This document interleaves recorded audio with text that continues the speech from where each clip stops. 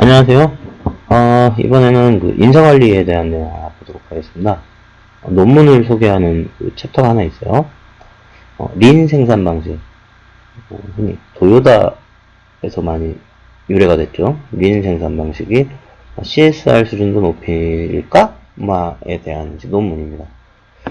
원래의 논문은요, Does Lean improve labor standards? 뭐 이제 이런. 그래서 Management and Social Performance in the 나이키 서플라이 체인, 그러니까 나이키 그 공급 체인 안에서 이 린 생산 방식이 이 사회적인 어떤 기능과, 그러니까 그 사회적인 책임도 하면서 성과도 높이고 이제 이런 거냐, 이런 게 가능하냐라고 하는 걸 분석한 거죠.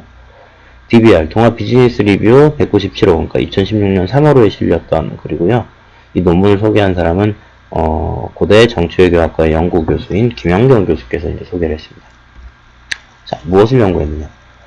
자, 최근 대기업 협력업체에서 근무하던 20대 청년 파견 노동자들이 독성물질에 노출해서 실명위기에 처한 기사가 한 번 있었습니다. 국내 얘기죠. 그러면서 이제 위험의 외주화 문제가 주목을 받고 있어요. 근데 이게 우리나라만 있는 문제냐? 이건 아니죠. 전 세계적으로 다 있죠. 특히 의류, 신발 이런 데 많이 되죠. 세계 각국의 기업과 생산업체들이 연결된 글로벌 생산체계에서 위험의 외주화는 언제나 큰 문제가 될 수 있습니다. 구체적으로 개발도상국 저임금 노동자들은 각종 위험이나 열악한 근로조건이나 착취에 노출될 수 있죠. 그리고 해당 정부는 이걸 감독할 능력이나 의지 자체가 부족해요. 개발도상국은 어쨌든 그런 걸 끌어와야 되니까. 우리나라 의류 하청받고 이런 거 다 열악한 근로조건에서 하면서 선진국들의 어떤 하청 노릇을 했던 거잖아요. 그러다 보니까 선진국에 본사를 둔 기업들은 쉽게 책임을 면할 수 있는 구조가 된다는 거죠. 근데 이제 이 논문은 이 다국적 기업의 대명사인 나이키가 도입한 어떤 프로그램의 성과를 중심으로 해서 공급업체의 생산 공정을 보다 안전하고 공정하게 만드는 데 관심이 있는 기업이 무엇을 할 수 있을지에 대한 어떤 하나의 방향을 제시하고 있다. 그래서 이 논문을 소개한다라고 이제 하고 있고요. 자, 내용은 뭐냐면, 자, 의복산업의 특징. 자, 제3세기 2,500만 노동자를 고용하고 있는 의복산업에서 개발도상국은 가장 중요한 진입 포인트죠. 그러니까 그 노동 중심적인 산업이기 때문에 개발도상국이 쉽게 들어갈 수 있는 진입 포인트고 일자리 창출을 하기에 가장 중요한 산업이라는 거예요. 개발도상국 입장에서 봤을 때. 또 한편으로는 저임금 노동자들을 착취하는 다국적 기업의 이미지가 대중들에게 널리 퍼진 이제 그런 산업이라고 볼 수도 있다는 거죠. 의복산업이. 자, 이걸 개선하기 위해서 나이키, 자라, H&M, 유니클로 등 세계 10대 브랜드들이 공급업체에 적용되는 사회적 책임 프로그램들을 도입해서 가동하고 있어요.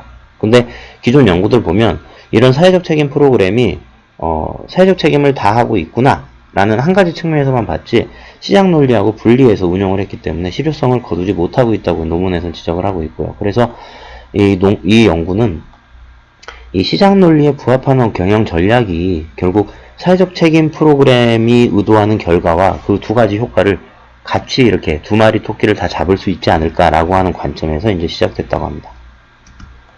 그래서 나이키는 2000년대 초반에 경영 합리화 전략의 일환으로 도요타 생산 방식을 모방한 린 생산 방식을 개발해서 하도급 업체들을 대상으로 교육과 훈련을 시행해오고 있어요.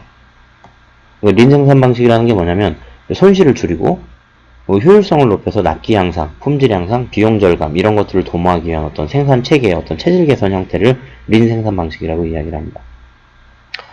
그래서 이제 사회적 책임 프로그램이 의도하는 안전, 적정 임금 보장, 환경 보호 등은 린 생산 방식의 1차적 목적이 아니었어요.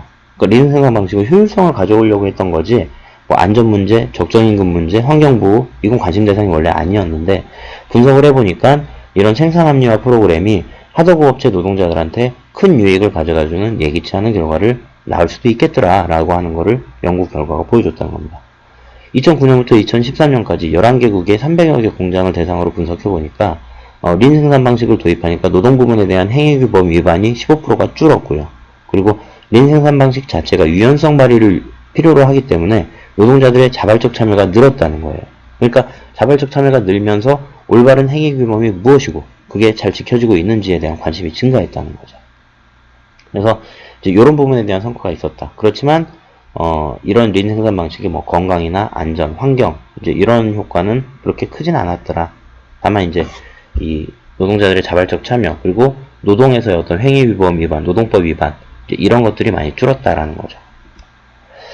자, 그렇게 보면, 자, 연구 결과를 가지고 교훈을 찾아보면, 자, 주문자 및 최종 구매자가 이제 다국적 기업이죠. 이 기업이 할 수 있는 부분이 충분히 있겠다라고 하는 거는 입증이 됐다는 거죠. 그래서 눈 가리고 아웅식의 어떤 사회적 책임 프로그램을 할 게 아니라, 그거는 단기적으로는 소비자들한테 어필할지 모르겠지만 실효성도 낮고 사람들이 금방 알아차리게 된다는 겁니다. 그래서 단기적인 게 아니라 좀 장기적인 프로그램을 하고 그게 효과가 있고 그걸 충분히 최종 구매자가 할 수 있겠다.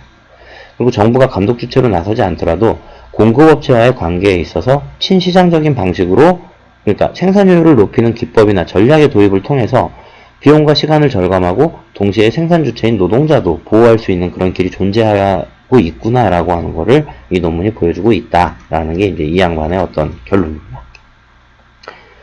그럴 수 있으면 좋겠죠. 자, 일단 좀 뭔가 이렇게 논점을 던지는 논문이라서 좀 아쉽긴 한데, 어쨌든 이런 가능성이 있다라고 하는 것을 좀 시사점으로 찾으면서 논문에 대한 소개는 마치도록 하겠습니다. 고맙습니다.